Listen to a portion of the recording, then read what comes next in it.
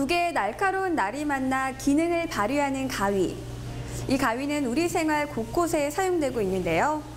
하나의 가위가 만들어지기까지는 어떤 과정이 필요할까요? 가위의 제조 공정을 따라가 보도록 하겠습니다. 종류에 따라 용도에 따라 다양하게 분류되는 가위. 미용 가위는 특히 그 공정 과정부터 남다릅니다. 품질에 따라 모발 손상을 저우하는 미용 가위는 더욱 섬세한 공정 작업이 요구되는데요. 우리 생활 속 당연하게만 여겼던 물건들의 재미있는 탄생 스토리. 지금 시작합니다.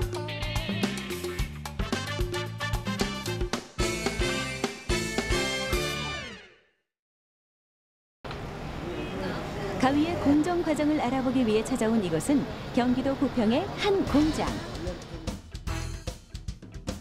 가위날의 주요 원료는 강철과 니켈 등을 섞어 만든 합금입니다.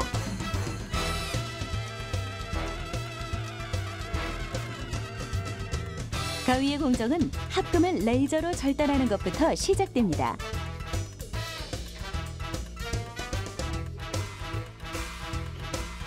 이렇게 만들어진 가위날은 날을 세우기 전 산소 용접을 통해 손잡이의 고리와 연결하는데요.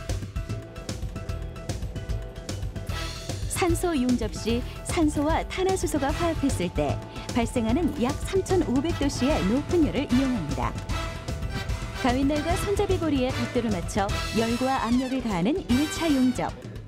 이 과정이 미용 가위의 안정적인 착용감을 결정하는 단계입니다.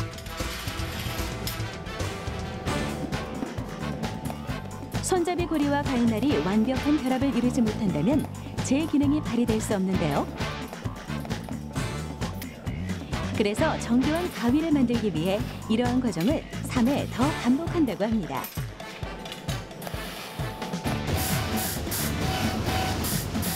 다음 공정 과정은 초기 연마 과정인데요. 둔탁한 날을 예리하게 만들기 위해 표면을 다듬는 단계입니다.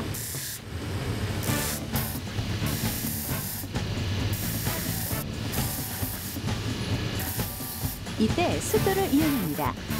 처음엔 거친 돌로 날을 깎고 점차적으로 고운 돌로 가위날을 세우는데요. 연마 단계에 따라 숫돌의 종류가 달라집니다. 금속과 숫돌이 마찰하며 생기는 돌가루는 금속과의 마찰력을 높여 금속이 정교하게 연마될 수 있도록 촉매제 역할을 합니다. 초기 연마 과정을 거친 가위, 확실히 다르죠?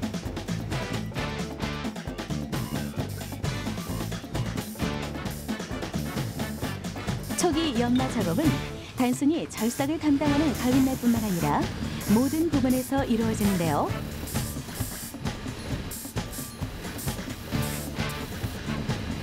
가위의 등을 연마하는 과정은 가위의 강도를 유지하기 위한 것입니다.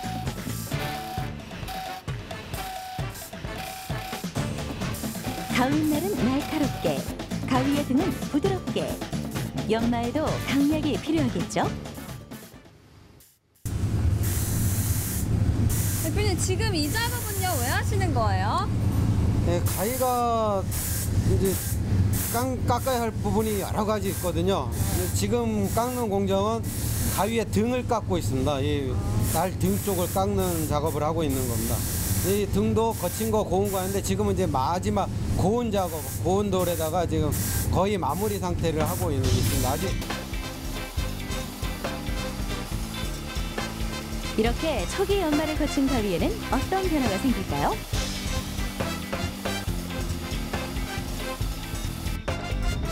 검은색을 띠는 가위가 바로 초기 연마 과정이 마무리된 가위입니다.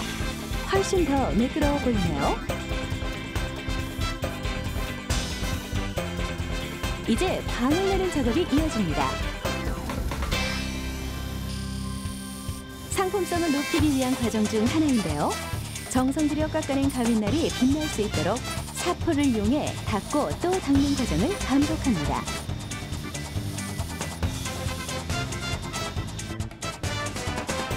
다음은 손잡이 연마. 손잡이는 단순히 날을 움직이는 역할뿐 아니라 가위를 잡았을 때 편안함을 느낄 수 있도록 더욱 섬세한 공정이 필요합니다.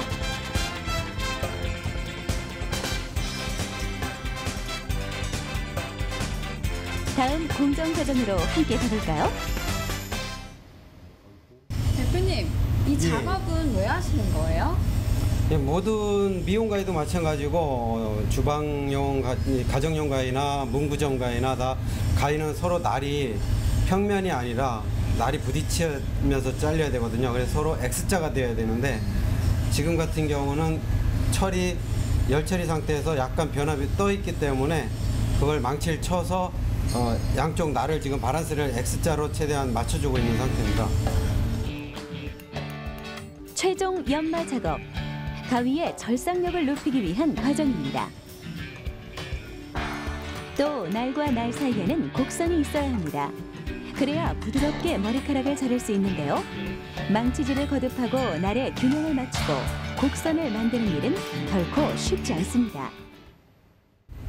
그러면 이 칼 날을 세울 때도요, 어떤 기술이 따로 필요한 건가요? 그렇죠. 이 쇠 재질에 따라서 각도를 미용 가위는 이제 보통 한 32도에서 42도 고급 가위일수록 그 도수가 각도가 낮죠. 저희가 이제 손톱에다가 이렇게 깎아 보면 90도에서 날이 섰는지 45도에서 섰는지 한 35도 정도에서 섰는지 알 수가 있죠. 이렇게 최종 연마 작업을 통해 가위날에 나는 곡선을 이루며 각을 세웁니다.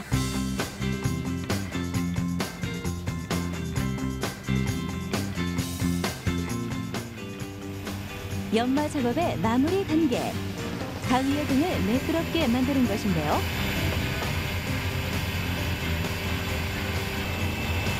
이때 날 끝은 건드리지 않아야 합니다. 처음부터 끝까지 일정한 힘을 유지하며 날의 각도가 틀어지지 않도록 유의해야 합니다.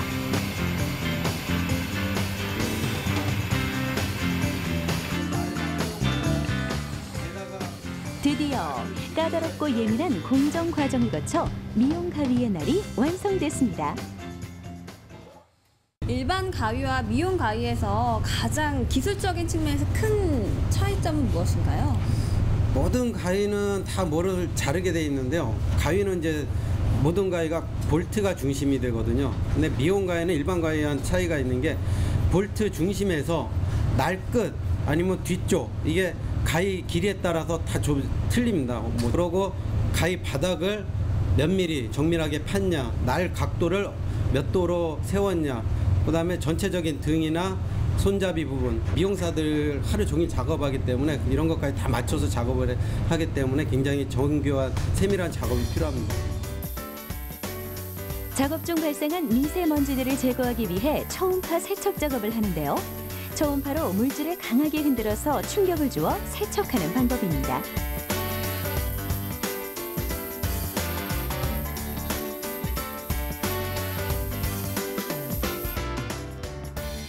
이제 한 곳에 모인 가위 부품들을 조립해 드디어 하나의 가위를 완성할 텐데요. 두 개의 날을 연결하기 위한 볼트. 이것을 중심축이라고 합니다. 가위의 힘은 바로 이곳에서 결정되죠. 없는 거라고 찍었죠. 그래서 볼트를 조일 때는 부드럽게 가위를 움직일 수 있는 정도면 되는데요. 일반 가위와 달리 미용 가위는 한쪽 날에만 절삭력이 있기 때문에 힘을 많이 주어 사용한다면 손에 무리를 줄 수 있다고 합니다.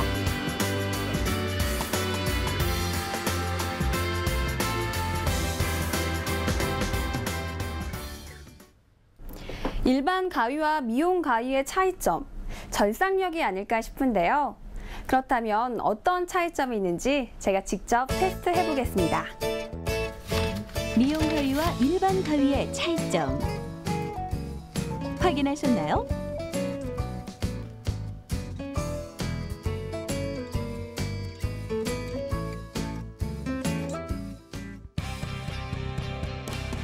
두 날이 밀고 당기는 탄력, 그리고 절삭력과 강도 등 이 모든 것이 조화롭게 이루어져야 가위는 기능을 발휘하는데요. 3,500도씨의 뜨거운 열을 견뎌내며 깎이고 또 수많은 과정을 거쳐 다듬어지는 가위. 이렇게 하나의 가위가 완성됐습니다. 강철이 가위라는 이름의 도구가 되기까지 6개의 부품과 50여 단계의 공정 과정을 거치며 총 2주간의 시간이 걸린다는 것을 알 수 있었는데요. 생활의 편리함은 그냥 만들어지는 것이 아니라는 사실 잊지 않으셨으면 좋겠습니다. 생활 속 도구를 바라보는 새로운 시선, 다음 이 시간에도 계속됩니다.